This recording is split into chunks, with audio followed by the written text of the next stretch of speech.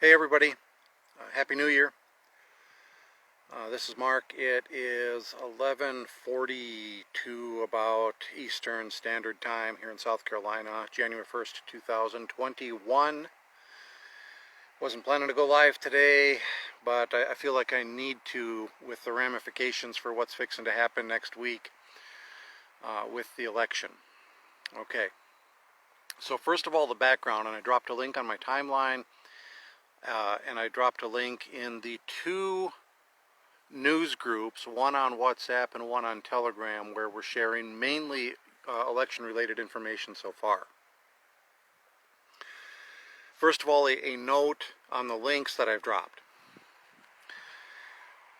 The source, one of the main sources I've been going with recently is the Epoch Times, and they have been providing, in my opinion, pretty good coverage on the election. But there is no source that you can use that you can just trust it all the time. I haven't found any problems with coverage of the Epoch Times, but it is important to be aware of the direction that they're coming from. They are essentially, it's news that belongs to a religious group that left communist China due to persecution. And so consequently, of the so-called conservative news that you're going to see, the Epoch Times provides a lot of coverage of what's going on in China, Chinese connections, to the virus, Chinese connections to the election, and so on. Because that's the direction that they're coming from. So you do need to research your news sources and find out not just what are they telling you, but what aren't they telling you? Why are they telling you this? Why do they cover this and not that? They have limited resources, so why do they choose one story and not another? Just something to keep in mind. But there's a guy associated with the Epoch Times that has been cutting newscasts on YouTube, and I think he's been doing a pretty good job. And he puts the links in the show notes so you can go back and check what he's saying, but that should be the beginning of checking what he says, not the end of checking what he says. Okay, check out those links for more information. Briefly, what's going to happen next week. We now have a U.S. Senator, Hawley, who is going to dispute the election results. We've had, I think, a couple of dozen of members of the House of Representatives are going to dispute it. What you need is at least one member of the House and one member of the Senate to dispute it. Then the joint session of Congress is going to adjourn. They're going to debate in their respective houses for 2 hours, and so on. So we've had plenty of members of the House of Representatives that said they were going to dispute this. We now have a Republican senator. So the stage is set for a real furball. Okay, there's different laws on the books, different opinions on this. Basically, there is the U.S. Constitution, including the 12th Amendment, and ultimately what that says is that the Vice President of the United States, currently Mike Pence, is the President of the Senate, and he presides over the joint session of Congress as they are considering the electoral votes. And this will be the new Congress, the new inbound Congress, not the one that we had last year. And so then they're going to be determining this. Now there is a federal law in the books dating back to the 1800s that states that they have to accept whichever electors the governors certify. But the Constitution states that the election process is in the hands of the state legislatures. And so the U.S. Constitution supersedes any federal law that might be in conflict with it.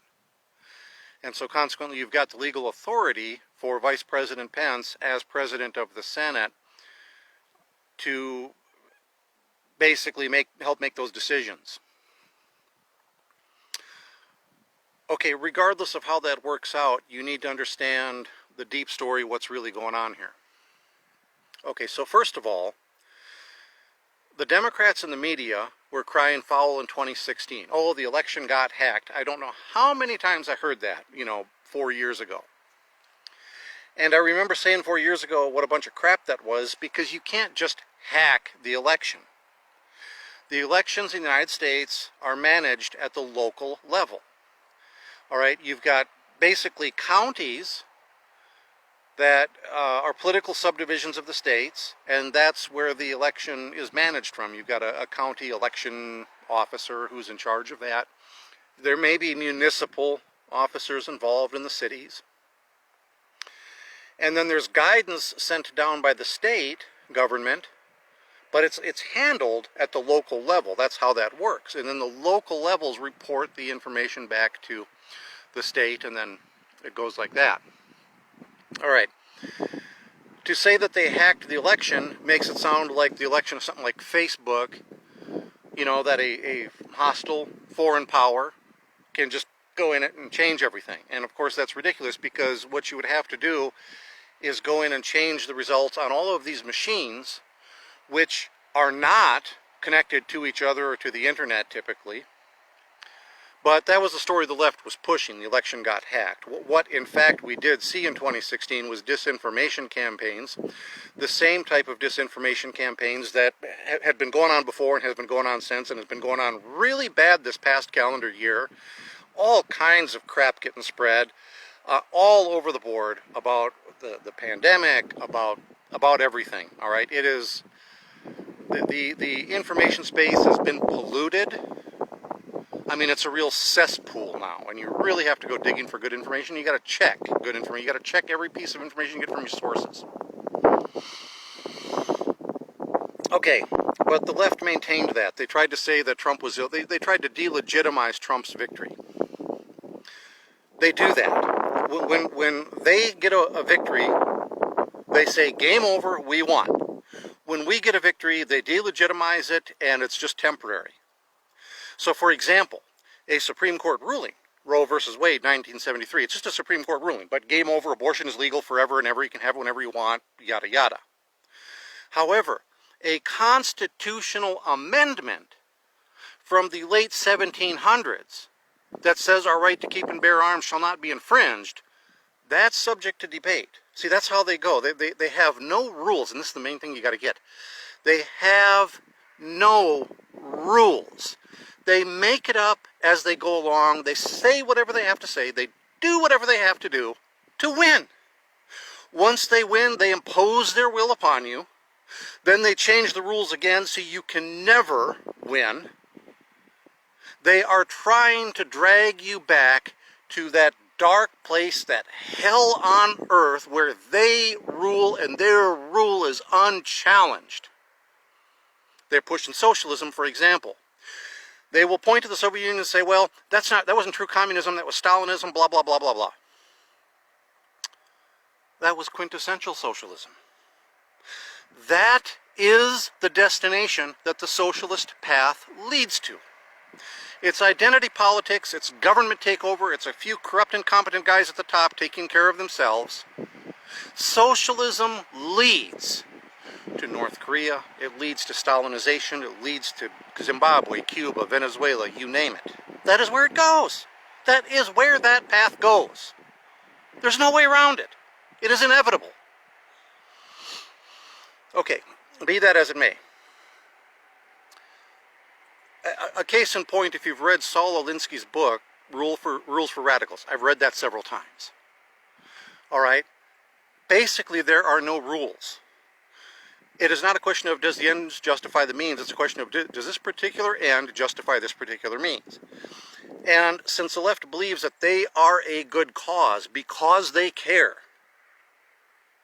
they are the intellectual layers of the French Revolution, not the American Revolution. Prior to the French Revolution, those guys sat in the salons in France, they thought their ideas were so obviously correct that if you disagreed with them, you were either stupid or evil. And what does the left say about conservatives today? That we are all either stupid or evil. The evil guys are the rich guys at the top. The stupid people are those of us, like me. I'm lower socioeconomic class that supposedly follow all of this. They think of us as the masses. They do not believe that we could educate ourselves. They get insulting. If you question something that's going on Facebook, they get insulting. Well, you take your 3rd grade education. Okay.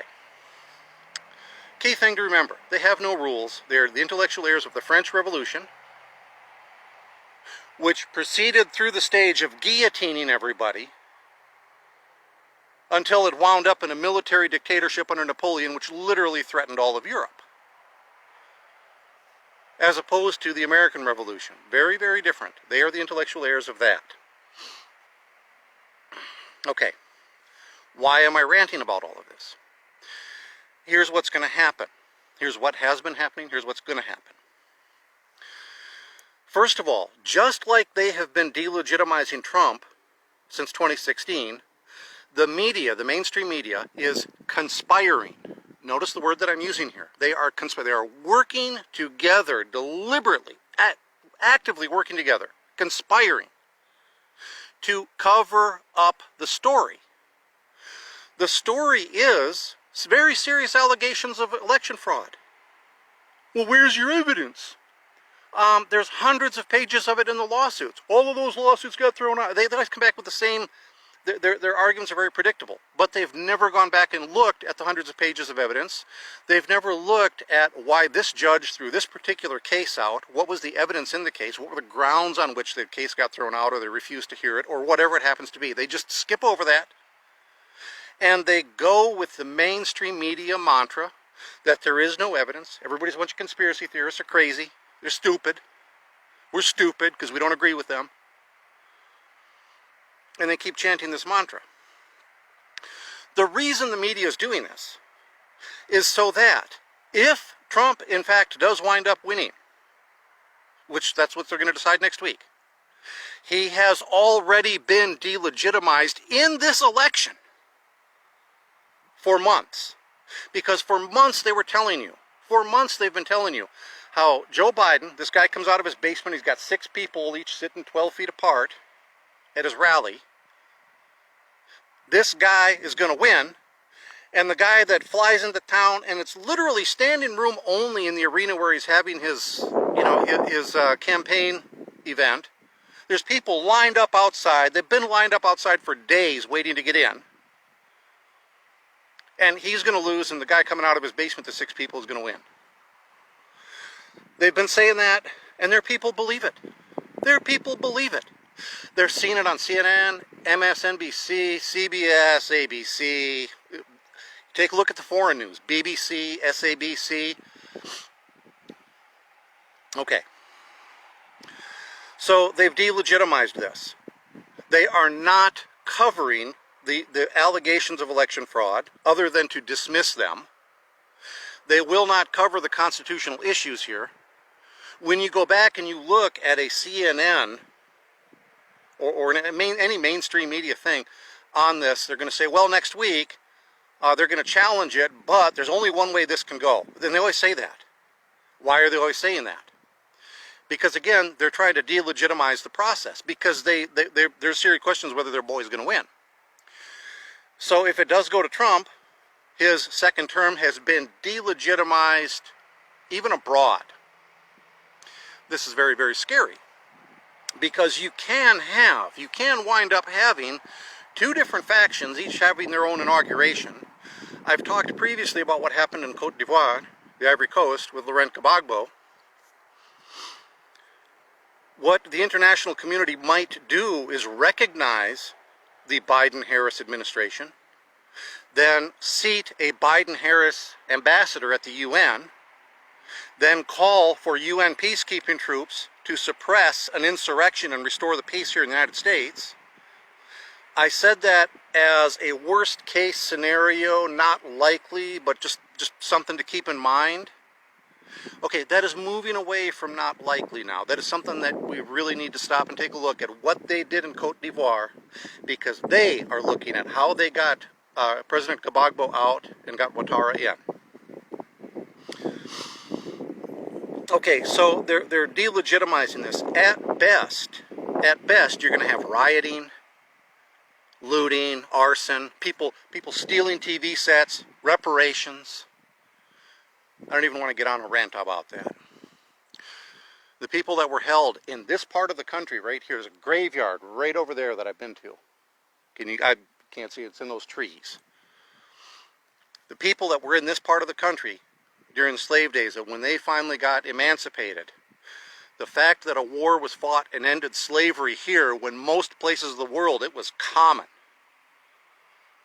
They considered their freedom emancipation, that they considered that reparations enough. They were real happy. Now, somebody who's never been held as a slave doesn't give a rat's ass about people who are being held as slaves, but they think that this gives them carte blanche to go steal a great big TV. And that's another issue. Okay, so delegitimizing President Trump should get brought in again. The other thing to look at, regardless of which way this goes, the Democrats will try this 4 years from now, 8 years from now, every time in the future that the election doesn't go their way, but that they have enough control in the House and the Senate that they can pull this off. They tried this previously, but now this is going to be a standard play in their playbook. So you can have a Republican candidate for president in 2024. The person can get a very clear majority of the popular vote and a very clear majority in the Electoral College vote. But if the Democrats control the process in Washington, what you can expect them to do, they will have dueling electors, which we now have from 7 states. They will send them from a bunch of states, and then they will, in that joint session of Congress where they're checking the electoral votes, they will go ahead and take their fraudulent votes over the ones that were legitimately handled legally. You can expect them to play this dirty trick every time now for the foreseeable future, probably for the rest of my life. This is what they're going to do. So that's kind of where we are right now, folks. It's hard to say which way this is going to go. The one thing I can tell you, there are Republicans that have been compromised. The rot is on both sides of the aisle. With the Democrats, it's more blatant, in your face, and there's more corruption, and it's worse corruption. I've been following this for years. It is on both sides of the aisle, but there's more of it, it's worse, and it's more blatant among the Democrats.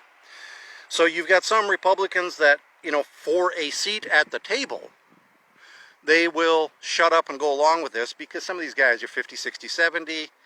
All right, they're going to be millionaires, their family's going to get taken care of, and what happens 30 years down the road, they don't care. So you're going to see some of that.